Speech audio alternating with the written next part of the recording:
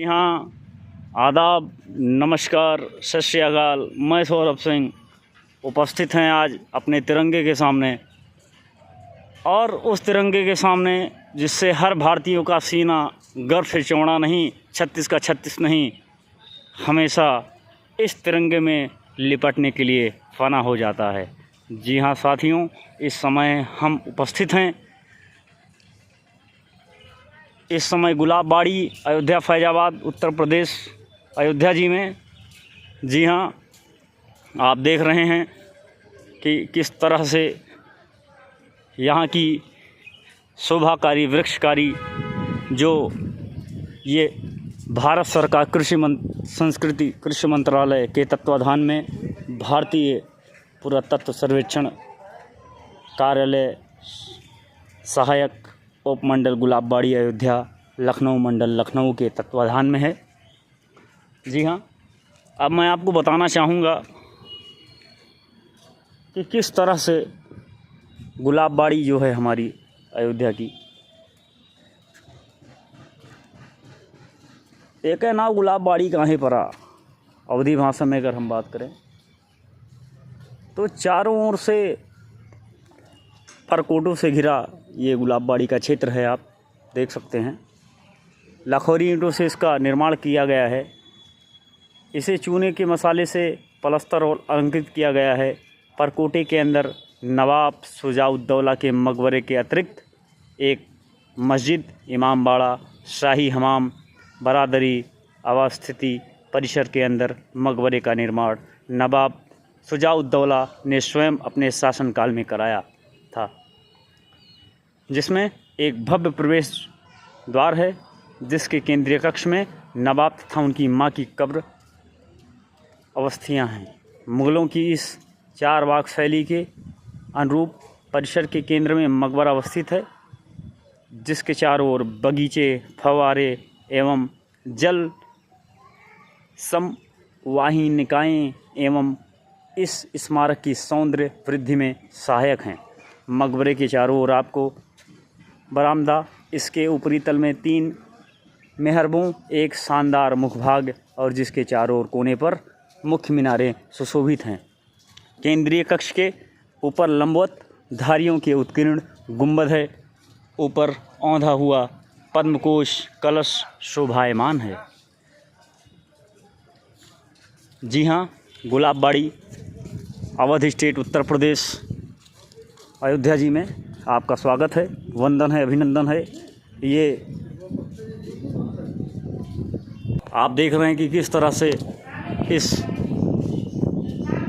विशालकाय दरवाजे का निर्माण कराया गया है और किस तरह से यहाँ पर पुरानी नक्काशियाँ, सिराजुद्दौला जो आखिरी नवाब हुए अवध के, उनका ये मकबरा और ये गुलाबबाड़ी उनके ऐशो आराम के लिए यहाँ पर तमाम तरह की सारी व्यवस्थाएं यहाँ पर आपको देखने को मिलेंगी। ये भारतीय पुरातत्व सर्वेक्षण भारत सरकार के अंतर्गत है। ये आप देख सकते हैं कि ठीक ही सामने हमारे किस तरह से यहाँ पे पौधों से अलंकृत ये झाड़ियाँ बनाई गई हैं और किस तरह से पौधों को यहाँ पर इस तरह से संरक्षित और सुव्यवस्थित किया गया है, जिसमें कि पौधों की एक अच्छी श्रृंखला बनाई गई है, जिसमें तमाम तरह के वृक्षारोपण अलंकृत किए गए हैं। इसको गुलाबबाड़ी इसलिए कहा जाता है क्योंकि यहाँ पर पौधों की 1000 से अधिक किस्में एक समय में हुआ करती थी, लेकिन वर्तमान में ऐसी कोई भी किस्में यहाँ पर उपलब्ध नहीं हैं। मैं आपको दिखाना चाहूँगा कि यहाँ पे आपके ठीक सामने बोगनविलिया है और तमाम तरह के जो भी ये पौधे हैं, अलंकृत पौधे, आप देखेंगे अकॉर्डिंग टू हॉर्टिकल्चर इसको कैनोपी मैनेजमेंट में इसको तैयार किया गया है, कैनोपी मैनेजमेंट में। और साथ ही साथ एक गार्डन की क्या विशेषता होनी चाहिए, एक परकोटे, एक 4 दीवारी के भीतर कितनी बढ़िया से अलंकृत बागवानी होनी चाहिए, मैं उसके बारे में आपसे चर्चा करूंगा। जी हाँ, आप देख रहे हैं कि किस तरह से जो ये किनारे किनारे पौधे लगाए गए हैं, इनकी एक अलग आवृत्ति, इनके अलग महत्व हैं। आप देख रहे हैं कि यहाँ पर आप गूटी बांधा गया है यहाँ पर। जी हाँ, यहाँ पर गूटी का प्रयोग किया गया है बोगनविलिया में, जिससे कि नए पौधे यहाँ से तैयार हो जाएंगे। और किस तरह से एक पौधे को कैनोपी मैनेजमेंट में तैयार किया गया है, एक बेहतरीन उदाहरण है। आप देख सकते हैं कि किस तरह से यहाँ पर बूटी का बहुत ही अच्छा प्रकोप और प्रबंधन इसका किया गया है यहाँ पर एयर लेयरिंग के माध्यम से। और साथ ही साथ आप देखेंगे कि बीच में जो फाउंटेन है, मुग़ल इतिहास में ये सारी चीज़ें चलती थी, लेकिन धीरे धीरे वो सारी चीज़ें विलुप्त हो गई और कहीं ना कहीं बस ये आज एक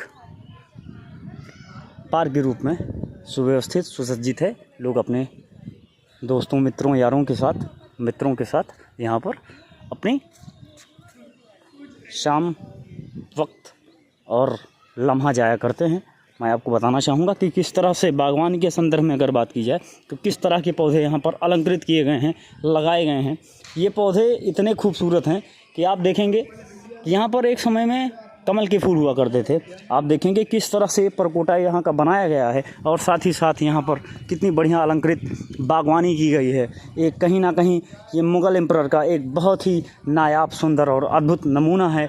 कहीं ना कहीं भारत वास्तव में मुग़ल शैली की भारत ही जननी है और भारत ही सदैव रहेगी, क्योंकि भारत से जैसे वृक्ष और भारत से जैसी अच्छी जलवायु हमको पूरे विश्व में ऐसा कहीं नहीं प्रतीत होता जो भारत में ऐसा प्रतीत होता है। आप देखेंगे कि किस तरह से यहाँ पर गुलाब बाड़ी अगर इसको कहा जाता है तो यूं ही नहीं इसको गुलाब बाड़ी कहा जाता।